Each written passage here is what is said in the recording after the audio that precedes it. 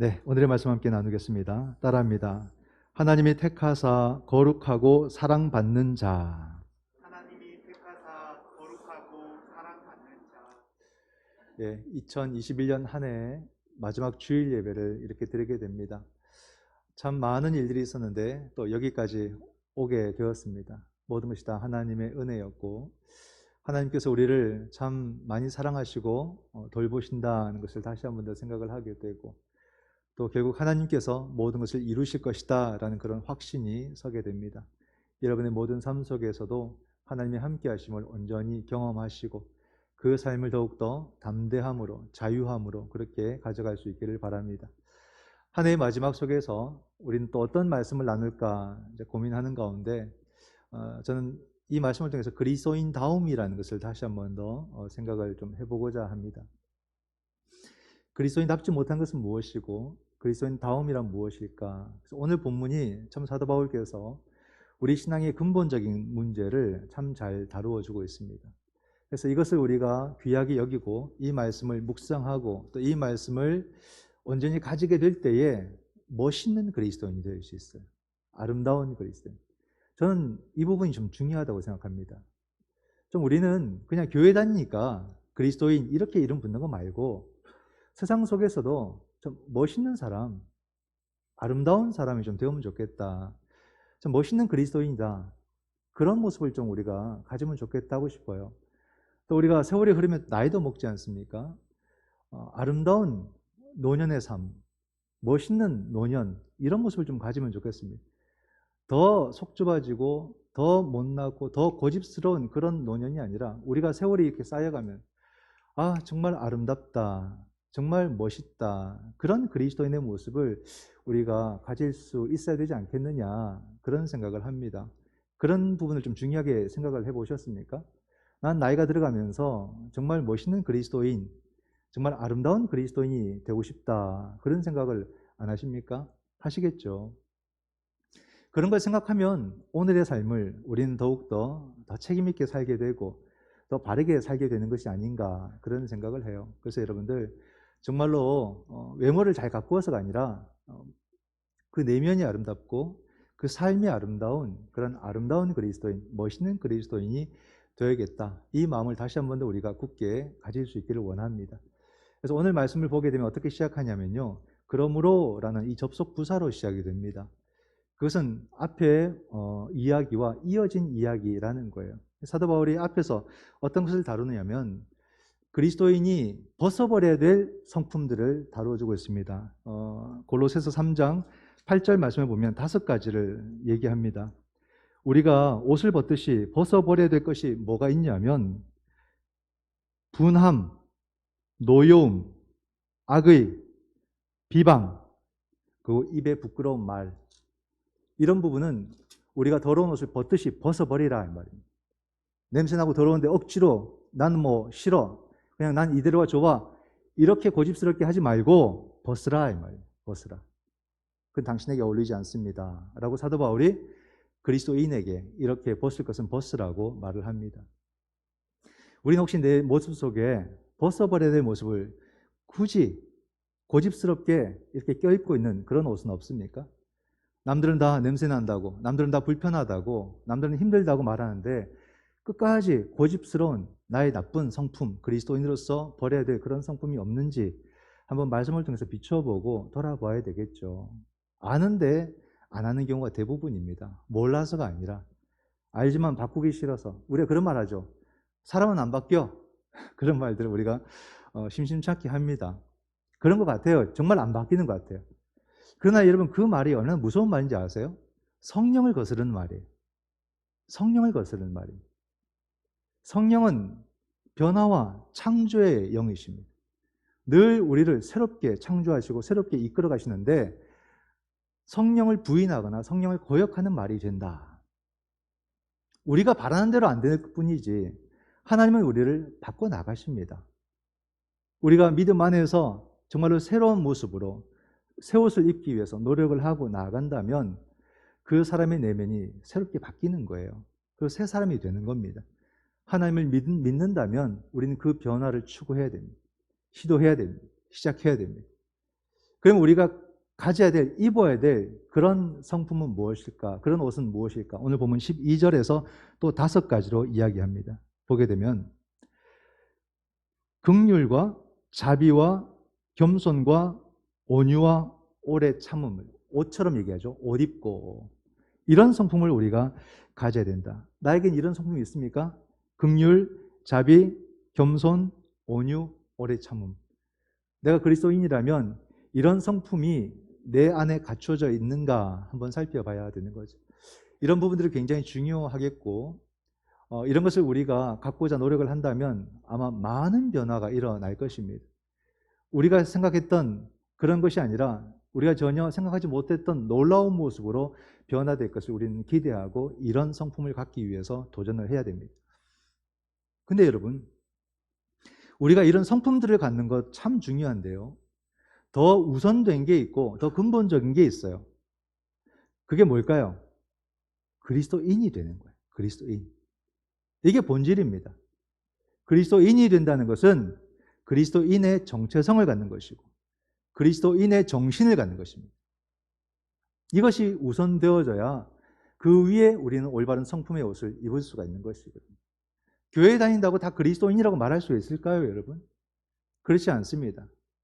정말로 나는 온전한 그리스도인인가? 그리스도인으로서의 그 정체성이 분명하게 세워진 사람인가? 그러므로 그 정신으로 살아가는 사람인가? 이걸 먼저 우리는 돌아봐야 되는 거죠. 그리스도인은 어떤 사람일까? 오늘 사도 바울께서 너무 잘 정리를 해주고 있습니다. 12절 말씀에 그게 나와 있어요. 보면은 그러므로 너희는 하나님이 택하사 거룩하고 사랑받는 자처럼 긍휼과 자비와 겸손과 온유와 오래 참음을 옷 입고. 찾으셨습니까? 그리스도인은 누구냐라고 하면 여기 사도 바울이 3가지로 설명을 합니다. 하나님께로부터 선택받은 사람, 거룩한 사람, 사랑받은 사람, 이렇게 설명을 하죠.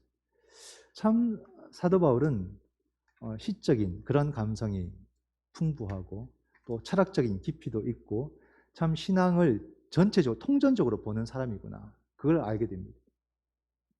우리는 한번 여기다 대입을 시켜보세요. 나는 하나님께 선택받은 사람인가? 나는 거룩한 사람인가? 나는 사랑받은 사람인가? 이걸 우리가 잘 살펴봐야 됩니다. 여러분, 선택받은 사람, 이것은 무엇일까요? 성경에 보게 되면 모든 그 믿음의 조상들이 전부 다 선택받은 사람으로 나옵니다. 그래서 유대인들은 자신들의 민족 자체를 하나님께로부터 선택받았다 해서 선민사상을 갖지 않습니까? 그건 엄청난 힘이에요. 그 신앙은 대단한 겁니다.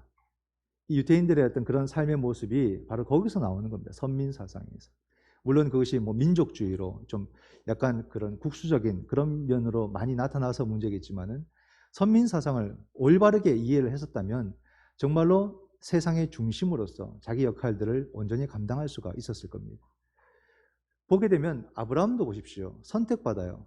이스라엘 땅에 살던 사람도 아닙니다. 저 이란에서 하나님께서 불러가지고 이렇게 갈대아 우르에서 이스라엘 땅으로, 팔레스타인으로 부르시지 않습니까? 그래서 이스라엘의 민족이 되게 하시는 겁니다. 선택받음이라는 것. 모세라는 사람, 태어날 때부터 하나님께서 선택을 하셨고요.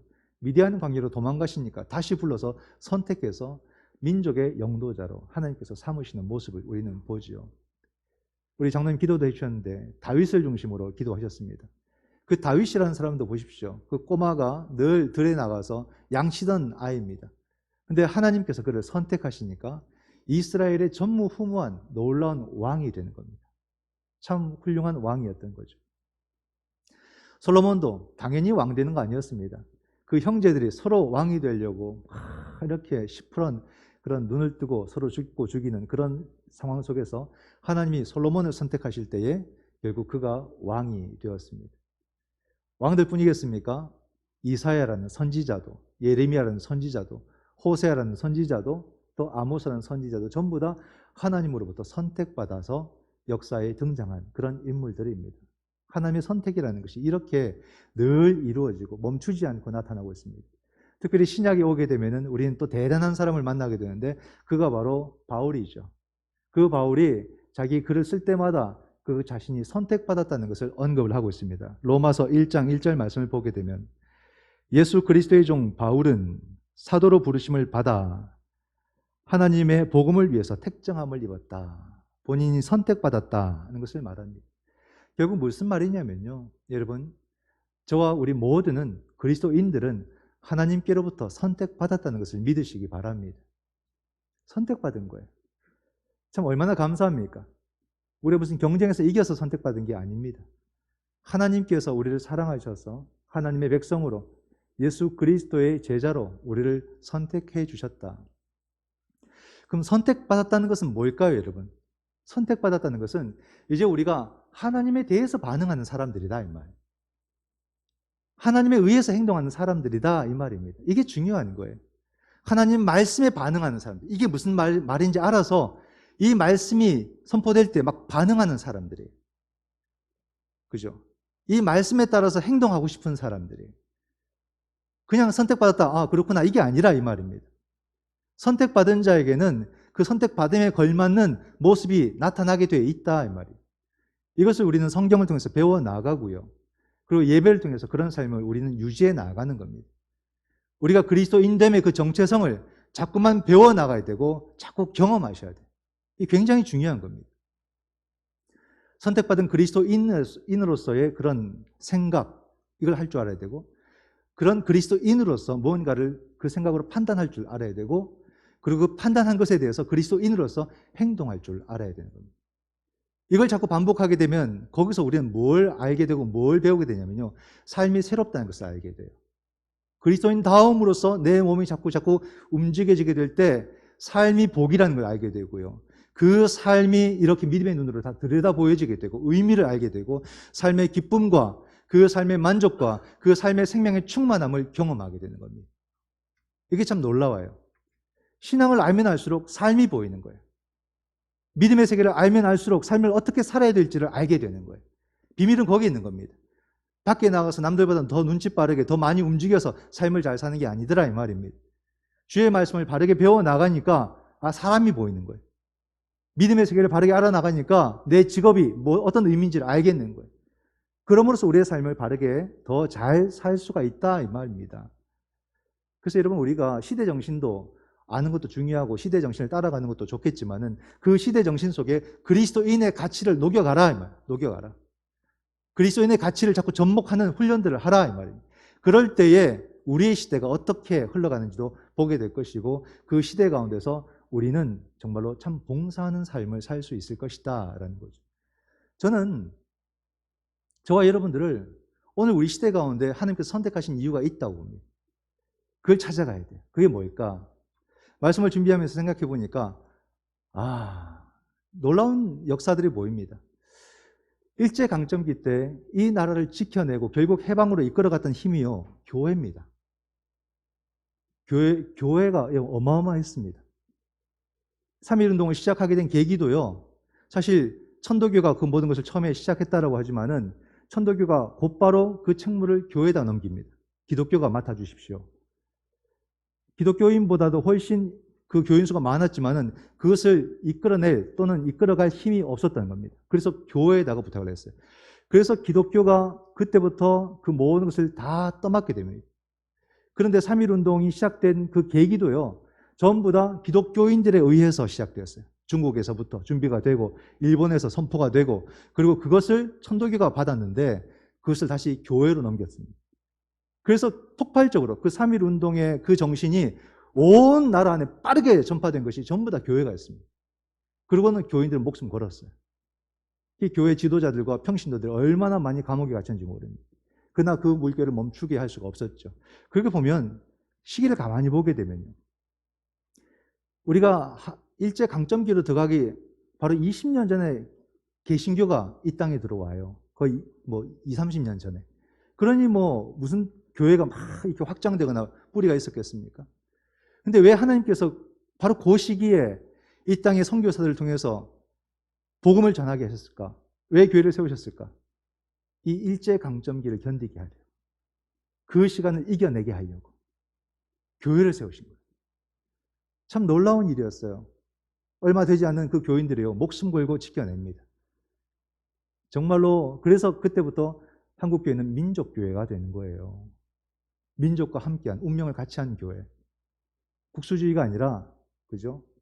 정말로 민족과 함께하는 그런 교회가 된 겁니다. 그리고 한국전쟁 이후에도 이 민족의 재건을 위해서 교회가 정말 헌신적으로 일을 했어요. 그래서 경제가 자꾸 이게 또 발전해 가니까 또 산업선교회를 통해 가지고 그 노동자들을 위해서 그만큼 수고해 왔고, 그러면서 이 나라를 든든히 세운 그 바탕에 여러분 한국 교회가 있었습니다. 그렇게 볼 때 지금 우리는 또 전무후무한 이런 바이러스로 인해서 전 세계가 공포에 떨고 전쟁 때보다 더 많은 사람이 죽어가는 이 시대 속에서 과연 이 시대 속에 하나님이 우리를 선택하신 이유는 무엇일까? 분명히 뜻이 있다고 봅니다. 그러니까 우리가 이런 시간 속에서 남들 하는 그런 불평과 비판과 평가를 똑같이 하고 있을 것이 아니라 과연 하나님께서 우리를 선택하신 이유가 뭐고 우리는 어떻게 하나님의 뜻에 맞게 쓰일 수 있을까를 진지하게 고민을 하셔야 돼요. 정말로 이 시대 속에서, 이 시간 속에서 등불의 역할을 해야 되지 않겠습니까? 모든 사람들에게 올바른 방향으로 길을 선도해 나가는 그런 역할을 한국교회가 해 나가야 되는 거예요. 사회적인 것도 있겠고, 여러분 우리 이웃 교회들, 우리 주변의 교회들을 또 한번 생각해 보셔야 됩니다. 코로나가 3년 차로 접어들게 되었어요. 한국전쟁도 3년 동안 있었지 않습니까? 여러분 이제 작은 교회들은요 거의 다 무너집니다. 더 이상 못 견딥니다. 어려워요. 또 교회 학교가 이번에 코로나로 인해서 사라진 교회들이 엄청나게 많습니다. 아이들이 안 나와버리다가 이제 완전히 그냥 다 끊겨버렸어요. 무너져가는 교회들을 우리가 그냥 두고만 볼 거냐? 하나님 우리 교회는 아니어서 다행입니다. 이렇게 기도를 해야 될 거냐? 그것도 아니라고 봐요. 그렇기 때문에 우리는 힘든 교회를 도와야 되지 않겠나? 그 마음이 참 큽니다. 우리끼리만 안도하고 있지 말고 우리가 더 올해보다도 내년을 좀 더 돕고 계속해서 같이 사는 그런 교회의 모습을 갖춰야 되지 않을까. 헌금을 이렇게 바꾸기가 쉽지 않습니다, 방향을. 근데 여러분께서 더 먼저 좀 저한테 재촉해 주셨으면 좋겠어요. 목사님, 좀 우리가 이런 일 합시다. 좀 이렇게 좀 다른 교회 좀 도웁시다. 자꾸 그렇게 해주면 제가 더 막 용기를 낼 것 같아요. 우리가 조금이라도 도왔던 교회들은요, 눈물로써 감사의 편지를 보내는 거예요. 그 돈의 크기가 아니라 이 시간을 혼자서 감당하는 것이 아니라는 것을 느꼈다는 거죠. 우리 생각해 주는 교회가 있구나. 이 손편지를 이렇게 오셨어요. 우리가 이런 부분들을 감당하는 것이 선택받음의 징표가 아닐까. 그죠? 우리 교회는 괜찮아요. 우리 교회는 예산이 별로 이렇게 안 줄었어요. 이런 걸 우리가 자랑하고 있으면 안 되죠. 할 수 있는 것들을 찾아가면서 이웃 교회들과 함께하고 그 고통을 함께 나누고 그 시간 같이 가는 것, 이것이 바로 선택받음의 의미가 아니겠는가. 또 우리가 그리스도인이란 누구인가라고 할 때 거룩한 사람들이다라고 사도 바울은 말하고 있습니다. 이 말은 좀 부담스러워요. 선택받았다는 것은 좀 우쭐하기도 하고 자랑스럽기도 한데, 거룩하다라는 말은 내가 나를 아니까 이 말을 쉽게 쓰기는 좀 어려울 것 같습니다. 그렇지 않겠습니까? 찔리는 게 많죠. 좋은 것보다, 옳은 것보다 내 안에 비틀어진 것이 참 많기 때문에 이것은 과연 맞는 말인가, 그런 생각도 하게 됩니다. 그러나 여러분, 그것이 이중인격이 아니에요. 너무 지나친 모순은 아닙니다. 성경이 이미 그렇게 말을 하고 있어요. 우린 다 거룩한 사람이며 또한 죄인이라고 그렇게 말을 하고 있습니다. 그래서 우리는 이 성경이 말하는 거룩의 의미를 한번 다시 생각해 볼 필요가 있습니다. 성경이 말하는 거룩은요, 흠결이 없는 그런 깨끗함을 말하는 것이 아니에요. 바로 구별됨을 말해요. 구별됨. 우리는 세상을 살아가지만 바로 그 안에서도 구별된 사람들, 이걸 바로 성경이 말하는 거룩함이다 거죠. 그래서 여러분, 구별됨 또는 구별된 사람이라는 것은 칭의론과 연결되어 있습니다. 우리가 거룩해지고 의롭게 되는 것은 내가 열심히 노력해서 21년도도 열심히 노력해서 그 거룩함을 우리가 취한 것이 아니라 바로 예수 그리스도로 말미암아 주어진 거룩함이에요. 그러므로 우리가 의롭다라고 말할 때 그것은 예수 그리스도와 관계에 있을 때만 성립되는 말입니다. 오직 예수 그리스도에 의해서 이 의로움이 허락되고 주어진 것이기 때문에 그런 거죠. 우리가 여러분 자녀들 한번 생각해 보세요. 자녀들은 이래나 저래나 항상 사랑스러워요. 참 자녀들 보면 행복해요. 참 좋아요. 우리 아이들도 나중에 장가 가서 다 자녀를 꼭 낳았으면 좋겠어요. 근데 요즘 애들 결혼할까 말까 고민하고 결혼해도 자식은 안 낳을 거라고 이런 말들을 그냥 공공연히 합니다. 자녀를 꼭 낳아봐야 사람이 될 텐데 그런 생각이 들어서 자녀를 꼭 가져봤으면 좋겠어요. 자녀라는 것은 항상 사랑스러워요. 근데 여러분 자녀들이 잘해서 사랑스럽습니까? 그렇진 않아요. 그런 가정도 있겠지만 자녀들은 항상 실수도 하고 잘못도 많습니다. 늘 뭐 달라 그러고 그리고 또 당당하게 달라 그러고 그게 자녀들이에요. 뭐 용돈 달라, 먹을 걸 달라, 먹고 돌아서 또 먹을 거 달라. 말도 안 되는 행동들을 하는데도 그 아이들이 이뻐요. 사랑스러워요. 그건 왜 그렇습니까? 자녀라는 관계 속에 있기 때문에 그 아이에게는 사랑과 행복이 주어지는 거예요. 그 아이가 이랬다고 저랬다고 그 사랑과 행복이 변하지 않습니다. 똑같이 주어지는 겁니다. 그런 것처럼 우리는 하나님께로부터 이런 의로움, 거룩함을 우리가 받은 거예요. 내가 좀 실수했다고, 내가 좀 부족하다고, 내가 좀 이중적이라고 그 거룩함이 사라지지 않는 이 놀라운 은혜를 우리 가운데 허락해 주셔서 그 거룩함을 덧입고 있는 겁니다. 그럼 그 거룩하다는 게 뭐냐? 그냥 거룩하구나 이게 아니에요. 우리가 거룩하다는 것은 하나님과 더 굳건히 이어진 삶을 살아야 된다 이 말입니다. 나를 거룩하게 하시는 의롭다 하시는 그 예수 그리스도와 더 굳건히 결속된 삶을 사는 것을 거룩함이라고 말을 하는 거예요. 그렇게 될 때 우리가 얻게 되는 삶은요. 두려움에서 벗어난 담대함의 삶을 얻게 됩니다. 삶이 두렵지 않아요. 담대함이라는 게 그 용기가 하나님과의 굳건한 결속 속에서 나오는 겁니다. 그게 바로 거룩한 백성의 삶이 되는 것이에요. 이것을 삶으로 실질적으로 느낄 줄 알아야 됩니다. 세 번째로 이것이 중요한데 그리스도인 누구냐? 바로 그리스도인은 한번 따라합니다. 나는 사랑받은 자입니다. 나는 사랑받은 자입니다. 사랑받은 자예요. 이게 참 감동스러워요. 너무너무 놀랐습니다. 사랑받은 자라는 것은 앞에 두 가지 선택받은 자와 거룩한 자가 다 포함된 겁니다. 사랑받은 자는 그 선택받았다는 게 뭔지 다 느껴져요. 그리스도인다움이라는 것을 자연스럽게 가지게 됩니다. 사랑받은 자는 그 거룩함, 구별됨이 뭔지가 느껴져요. 어떤 것인지 알겠어요. 그게 사랑받음. 그래서 사랑받음이라는 것은 놀라운 경험으로 우리 그 삶이 놀랍다는 것, 그 삶의 생명력과 그 삶의 변화가 그 사랑받음에서 나오는 겁니다. 변화의 힘은 거기서 나오는 거예요. 우리가 누군가를 사랑해봤죠? 사랑할 때 우리는 뭘 느낍니까? 저 사람 때문에 내가 변하고 있다는 걸 느끼는 거예요.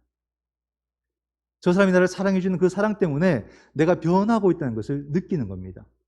내 안에 아름다운 것들로 채워나가고 아름다운 말들로 채워나가고 아름다운 생각으로 채워나가고 그리고 내가 나쁜 것을 행하지 않고 그 사람을 불편하게 하는 것을 하지 않고 자꾸만 나를 그렇게 만들어가는 것. 우리가 누군가를 변화시킬 때 지시하고 명령하고 때리고 이렇게 해서 변화가 추구될까요? 절대 안 됩니다. 무서워서 잠깐 무언가를 다른 모습을 가질 수 있겠지만 변화는 안 일어나요. 근데 사랑하니까요. 그냥 알아서 변화하는 거예요. 그 사람에게 잘 보이고 싶고 그 사람이 좋아하는 것을 하고 싶고 그 사람에게 잘못된 내 모습을 보이고 싶지 않아서 자기 안에 있는 모든 나쁜 것들을 밀어내는 거예요. 변화가 거기서 나오는 거예요. 그게 사랑의 힘이에요. 우리가 자녀를 마음껏 사랑한다고 버릇없는 아이가 될까요? 아니에요, 여러분. 사랑받은 아이가 잘못된 길을 선택하지 않습니다. 그 사랑의 힘이 그로 하여금 선한 선택을 하도록 만들어주는 힘이 되는 거예요. 그러니까 우리가 할 것은요, 처음도 나중도 사랑입니다. 계속해서 사랑함으로써 우리의 삶을 선하게 만들어가는 거예요. 하물며 하나님의 사랑은 두말할 필요가 없습니다. 하나님의 사랑은 우리를 전제론적으로 변화시켜버립니다. 나의 전 삶을 변화시켜버립니다. 이게 하나님의 사랑입니다. 하나님의 사랑을 경험하고 나면은 내 삶이 얼마나 아름다운 삶인지 알게 돼요. 내 삶의 생명력이 넘쳐나게 되고 삶의 신비가 뭔지를 경험하게 되는 겁니다. 그것을 경험하고 나면은 그 삶 속에서 기쁨과 자유와 해방이 무엇인지도 알게 되는 거예요. 그런 삶을 하나님 사랑 속에서 우리는 경험하게 되는 것입니다. 모든 것을 바꾸고 모든 것을 새롭게 하는 것이 바로 사랑의 힘이구나. 이걸 알게 되는 거예요. 이런 사랑을 받아, 이런 사랑을. 그죠? 삶이 보이지 않는데 삶이 보이는 거예요. 그 삶이 얼마나 가치 있는지가 보이는 거예요. 그 삶 자체가 소중하다는 것이 보이는 거예요. 그러므로 그 삶에서 이젠 자유함인 거예요. 더 이상 내가 뭔가를 하나님 외에 뭔가를 더 많이 갖추어야 든든할 것 같다라고 하는 그런 욕심에서 벗어나게 돼요. 삶이 얼마나 가벼워지는지 몰라요. 하나님 외에 특별히 내게 더 필요한 것이 없다는 것을 알게 되는 겁니다. 내 인생을 내가 무언가 열심히 수고해서 남보다 더 나은 뭔가를 이루어야지라는 그런 마음을 버리게 되는 거예요. 우리의 삶은 하나님께서 이루시고 하나님이 인도하시는 거기 때문에 내 숙으로 내 삶을 이룬다라고 하는 그런 강박관념에서 벗어나게 되는 거죠. 그게 다 사랑이 바꾸는 힘입니다. 그래서 여러분, 하나님 사랑을 받은 사람은요, 얼굴이 환해져요. 좋은 화장품 발라서가 아니라 그 얼굴에 자유함이 있고요, 평안함이 있어요. 사랑받지 못한 사람은요, 얼굴이 자꾸만 굳어져 가는 거예요. 자꾸만 어두워져 가는 거예요.